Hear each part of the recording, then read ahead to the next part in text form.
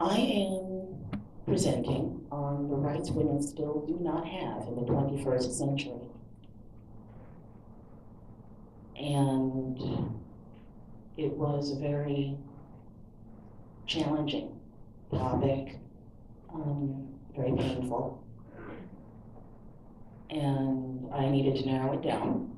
So the first thing I decided to do was define a right. Do you have a right because you are a sentient being? Do you have a right because you are breathing?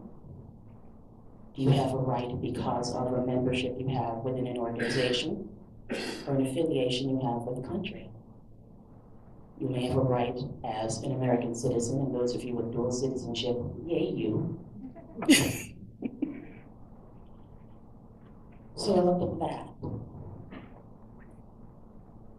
And I went to the dictionary because I felt that would be the best definition. According to Merriam-Webster, 2001, so it may have changed, I'm sorry. A right is something that a person is or should be morally or legally allowed to have, get, or do.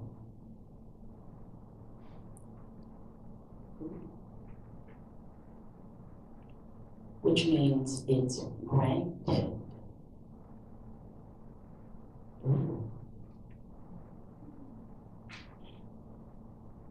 And then I thought some more because I have a bad habit of doing that. So I looked at where I thought the rights that women don't have, and I said, well, based upon this definition, are they rights or are they privileges? Because privilege is not necessarily guaranteed, but it's something to which you are entitled or something that you accept that you should have. Dictionary again. Privilege is a right or immunity granted as a peculiar benefit, advantage, or favor.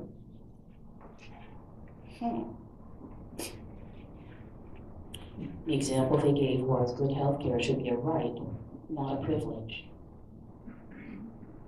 Ooh. But right now it's a privilege. And I thought some more because I know somebody in here would probably call me on it, and I said, okay, are they entitlements?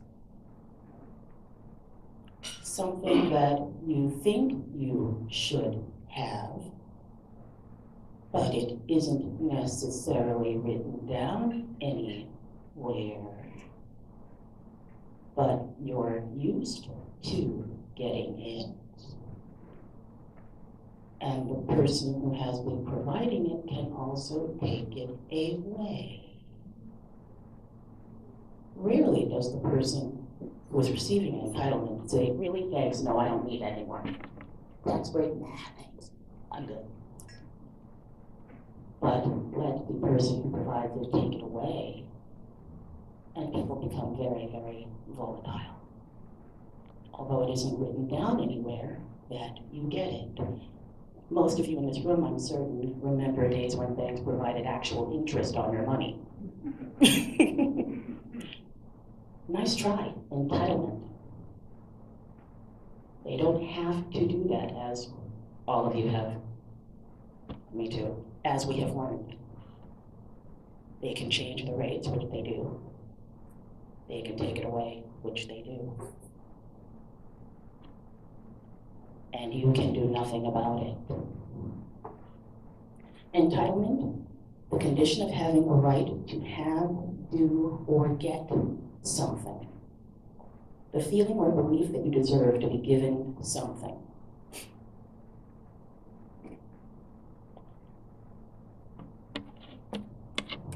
Well, the problem women are having doesn't fit under that category at all. It is a feeling and it is a belief, and it is a privilege. And then I realized a right can't be taken away. A privilege can, and an entitlement can. A right cannot. So then I realized my topic and my subject were correct. Rights women still do not have in the 21st century. Then I had to narrow that down, and that was not fun. So I decided to narrow it down to 3. And I selected these 3 because my vote was women between the ages of 16 and 66 are still in the workforce as a rule of thumb now. Granted, once upon a time they were not. But as a rule of thumb now, they are. So this is a very broad population that is in the workplace and does not have these rights. Now, if you've married very, very well and you don't work outside of the home, again, yay you, I didn't do the research on that. And even if you do work outside of the home or you don't, but you're supporting your husband's career, that's still working. And there are still rights that you don't have. Excuse me.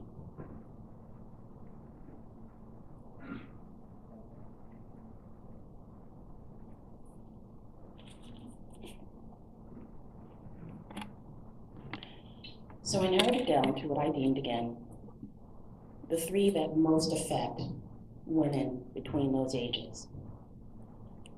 And that's the right to equal pay for equal work, the right to paid maternity leave, and the right to have full control over our own bodies.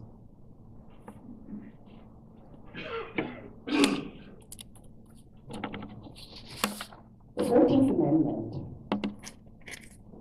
is a major factor in this. So let's start with that. Section 1. All persons born or naturalized in the United States and subject to the jurisdiction thereof are citizens of the United States and of the state wherein they reside. No state shall make or enforce any law which shall abridge the privileges or immunities of citizens of the United States, nor shall any state deprive any person of life, liberty, or property without due process of law, nor deny to any person within its jurisdiction the equal protection of the laws.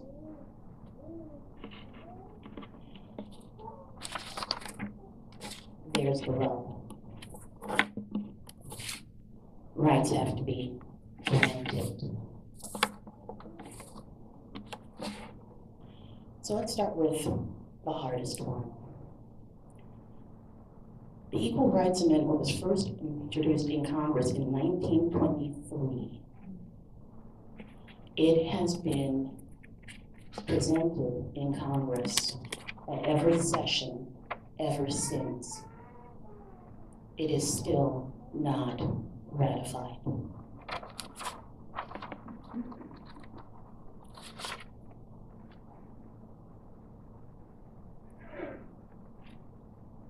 The text of the ERA bill has been amended. Women shall have equal rights in the United States in every place subject to its jurisdiction. Equality of rights under the law shall not be denied or abridged by the United States or by any state on account of sex. Congress and the several states shall have the power to enforce by appropriate legislation the provisions of this article. This amendment shall take effect 2 years after the date of ratification.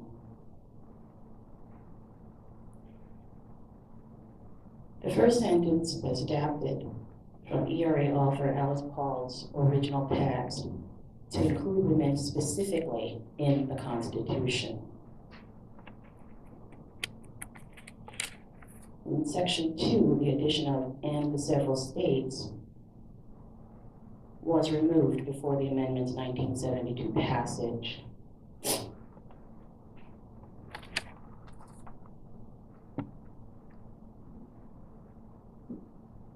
I needed a minute to reflect on that. We got the right to vote in 1920, but we've been fighting for equal pay since 1923. And we still don't have it,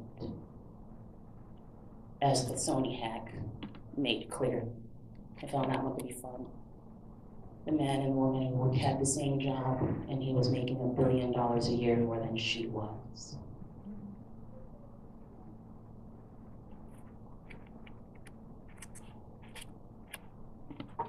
On March 22nd, in 1972, the ERA finally passed the Senate and the House of Representatives by the ratified two-thirds majority and was sent, by the required two-thirds majority, and was sent to the states for ratification. An original 7-year deadline was later extended to June 30th of 1982. And when this deadline expired, only 35 of the necessary 38 states, the constitutionally required 3/4, had ratified the ERA. Therefore, it is not yet in the Constitution.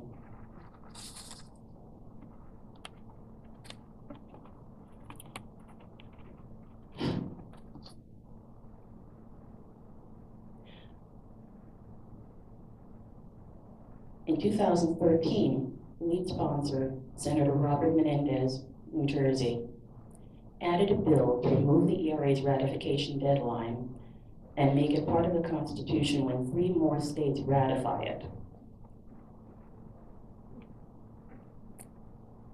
We're still waiting.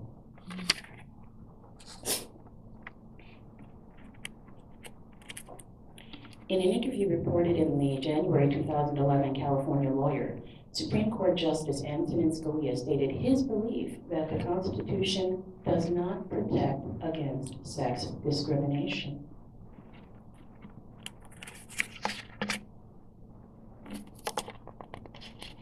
That's a little wild,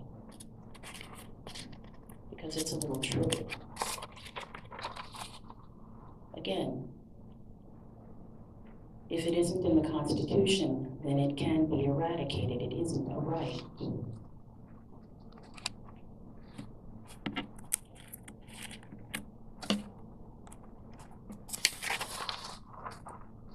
Without the ERA in the Constitution, the statutes and case law that have produced major advances in women's rights since the middle of the last century are vulnerable to being ignored, weakened, or reversed.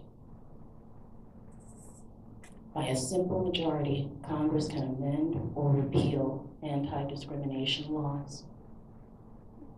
They can negligently enforce such laws.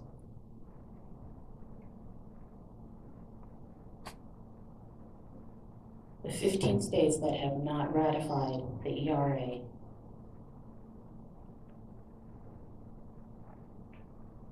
anyone want to guess? True.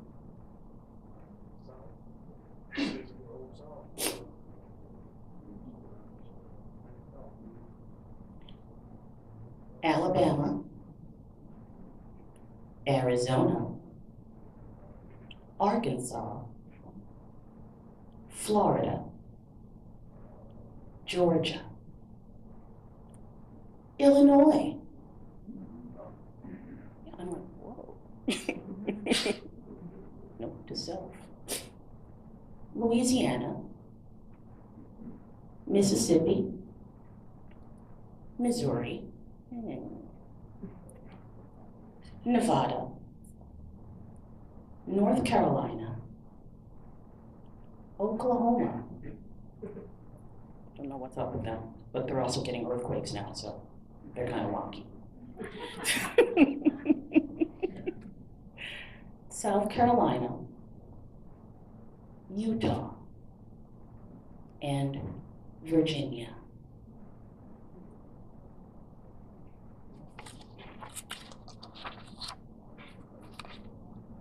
And so, until we get 3 of these to sign on board, no other state in the Union is obligated to pay women fairly for their labors,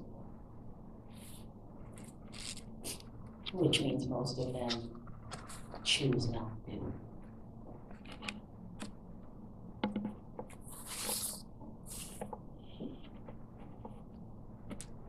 The second one that I feel is of perhaps a little major importance is the paid maternity leave. The United States and Lithuania are the only two developed countries that do not have a policy for paid maternity leave. I find that less than enchanting.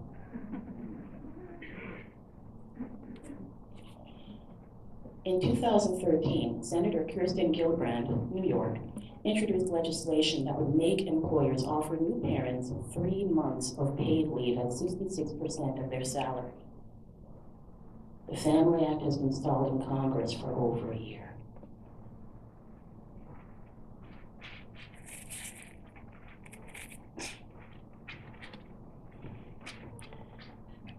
Many daycares do not accept newborns, or they charge extra for taking them.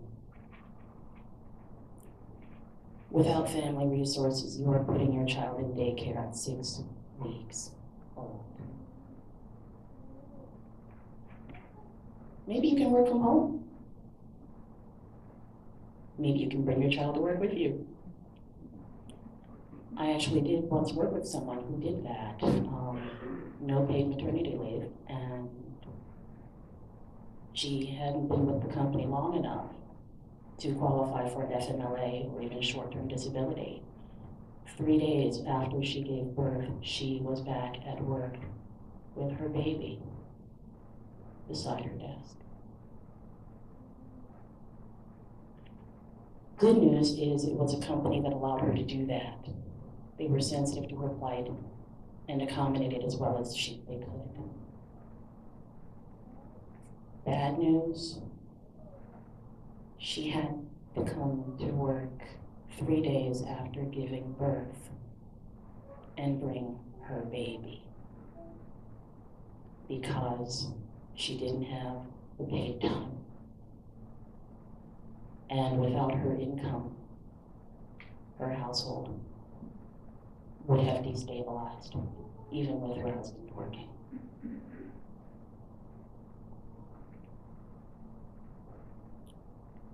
Maybe your partner can work from home. Maybe your partner can bring the child to work with them. Or maybe you'll decide you can't afford a child.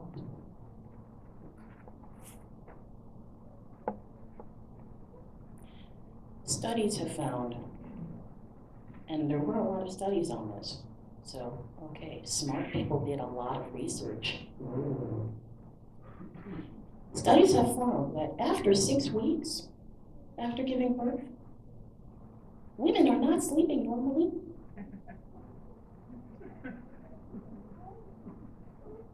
Not just one study was done on this. I found at least 5, and then I got tired and stopped reading because my vote was, logic dictates.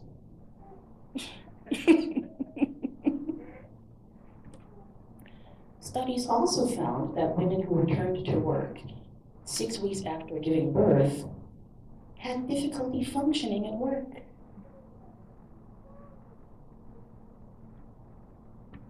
We needed studies for this. Well, now that they've been done, we can move on.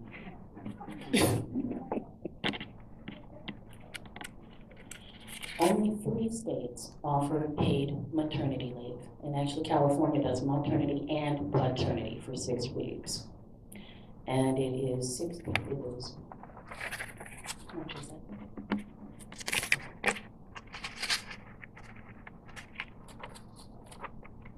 It's 55% of your income. California has a caveat with that, however. No job protection. The day you leave, your job gets posted.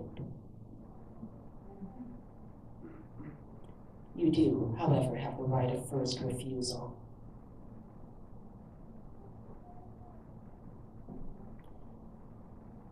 One woman was a producer for a television show with Nickelodeon.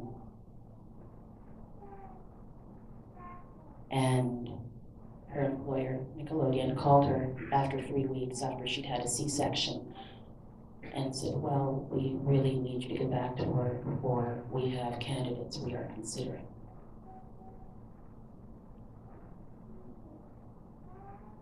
She went back to work 3 weeks, and she explained, I've just had major surgery, and it's been 3 weeks. And I said, well, we really need this work done. She went back to work.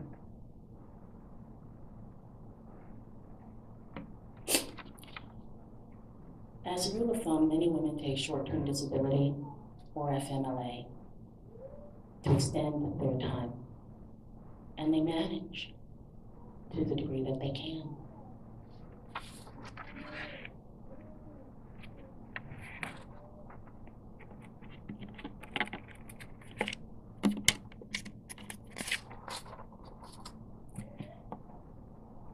There is a Pregnancy Discrimination Act.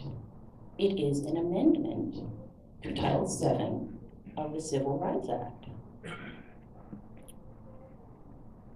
An employer cannot refuse to hire a woman because of her pregnancy-related condition as long as she is able to perform the major functions of her job.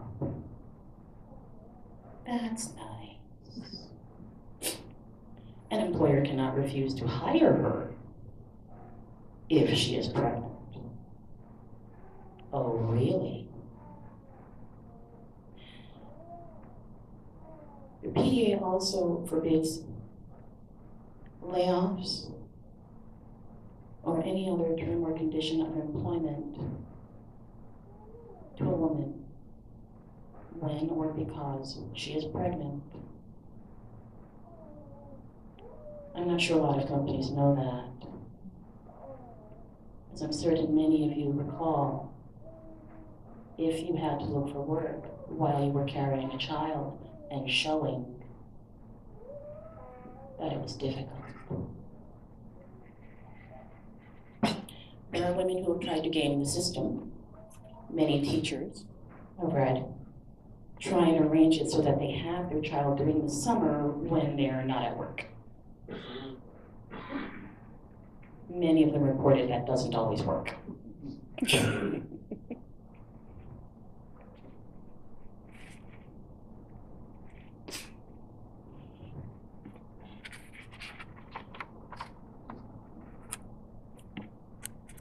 And what makes life even more fun was, don't know if you've heard recently about the case of the woman who sued FedEx.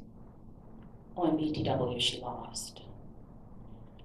FedEx, very, very intelligently, has a short-term disability policy, and it is gender neutral.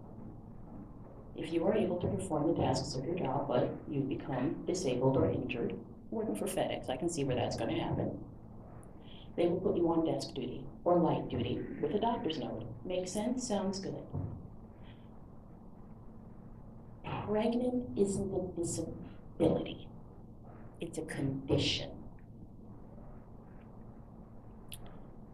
And the woman who sued was ordered by her doctor not to lift more than 20 pounds. And FedEx determined that that's nice, but your job says you have to be able to lift at least 35, so you can't do your job. And you're technically not disabled. You're just pregnant. You weren't injured. You didn't break your arm. And this condition is going to last longer than 6 weeks. So they offered her the opportunity to quit. And then you can come back. You can reapply for your job when you're all done. When you're all better, you can come back and reapply. You'll have no seniority. And you'll still have no benefits. And you will have a baby. But that was your choice.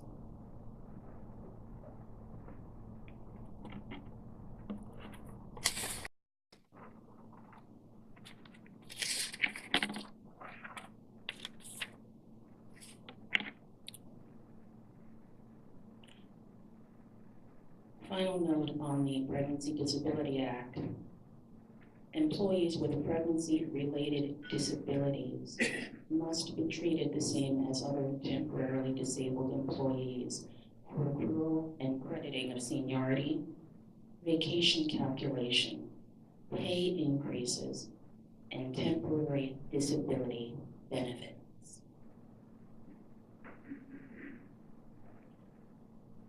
Of course, you have to prove that they eradicated you because you're pregnant. Companies restructure all the time. Your position is no longer needed.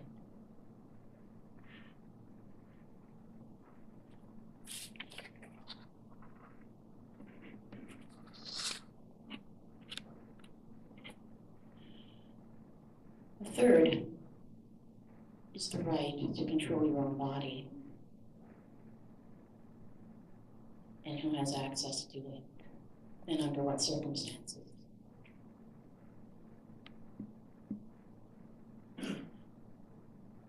You should not need to have the right not to be raped. I would like to think that was just a given for being a breathing being. But I'm not going to go on that one. Because that one is also a right that women don't have, blah, blah, blah, but men also get sexually mistreated. Men don't get abortions, as a rule of thumb. And abortion has been transformed from a right to a privilege. 37 states do not provide funding for abortions. 32 states do not provide funding for poor women who become pregnant as a result of rape, incest, or have a severely deformed fetus.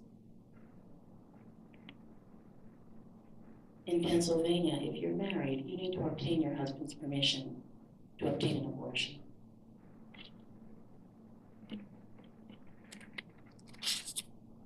I partially see that. He does have a right to know that this is a decision you want to make. However, I also believe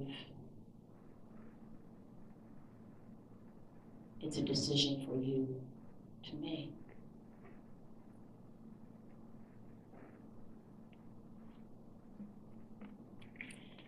Everyone knows about Roe v. Wade, blah, blah, blah, 1973, the United States Supreme Court. In case you don't, here's a refresher.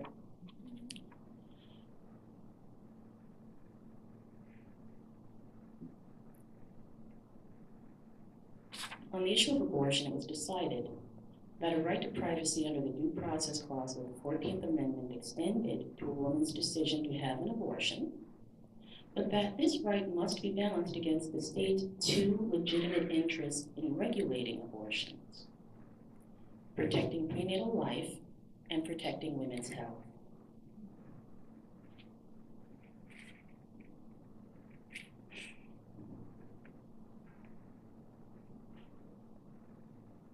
Arguing that these state interests became stronger over the course of a pregnancy, the court resolved this balancing test by tying state regulation of abortion to the third trimester of pregnancy.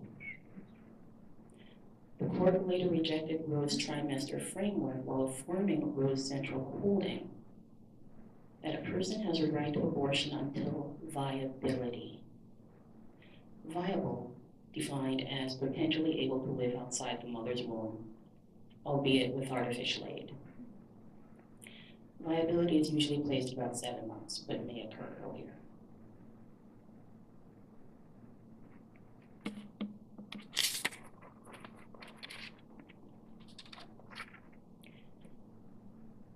We all know many states have been eradicating that since it was written in 1973. And they're doing an excellent job.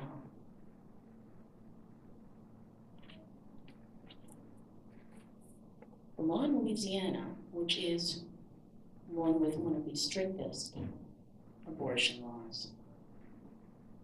An illegal abortion is when there is a deliberate termination of human pregnancy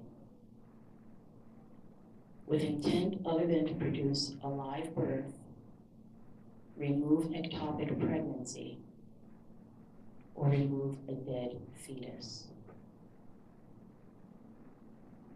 I needed a minute.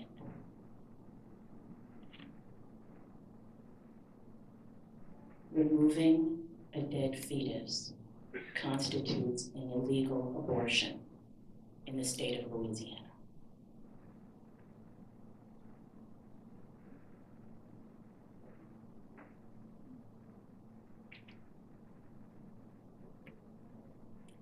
Yeah.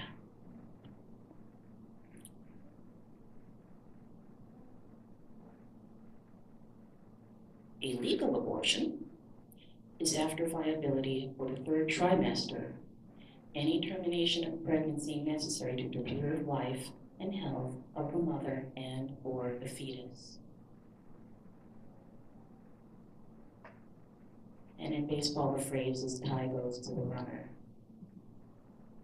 In this case, tie goes to the baby, to the fetus.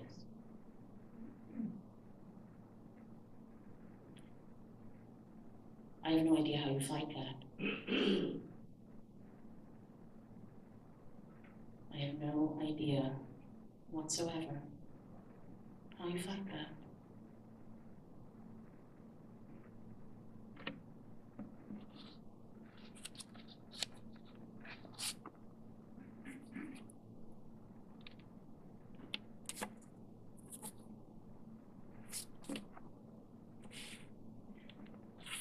So, narrowing it down to these main three, my head then said, okie dokie snooky, how do we fix this? Legislation. Okay, yes, let's go and call our representatives and say that we want this and click our heels together because legislation really hasn't worked for any of these for quite some time.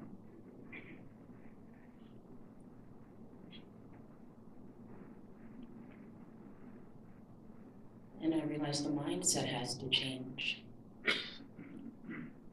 The majority of our representatives in Senate are, sorry but it fits, they are older as a rule of thumb. They are male as a rule of thumb. And they are fairly well off. So in the case of maternity leave or anything else or equal pay, they're able to provide for their spouses, or they're able to afford help for their spouses. So since it really isn't a problem for them, they really aren't that worried about it.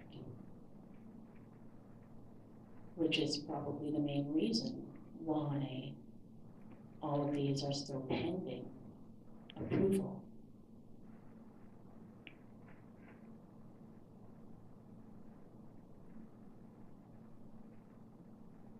People protest.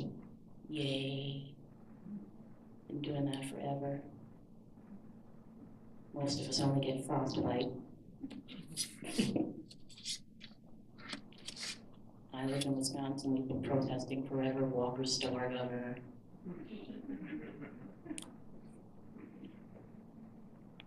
Gave up protesting. Especially since now it's kind of illegal in the rotunda. Damn.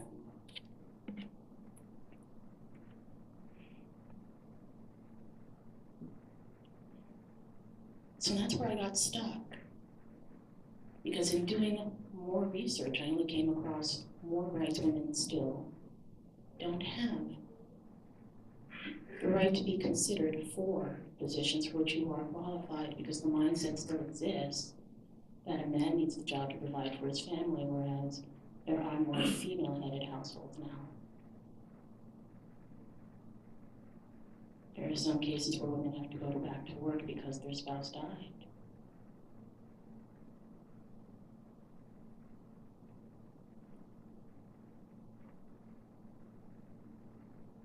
I don't know how to fix this, is what I'm saying. And I don't know how we, as sentient, breathing beings, fix this.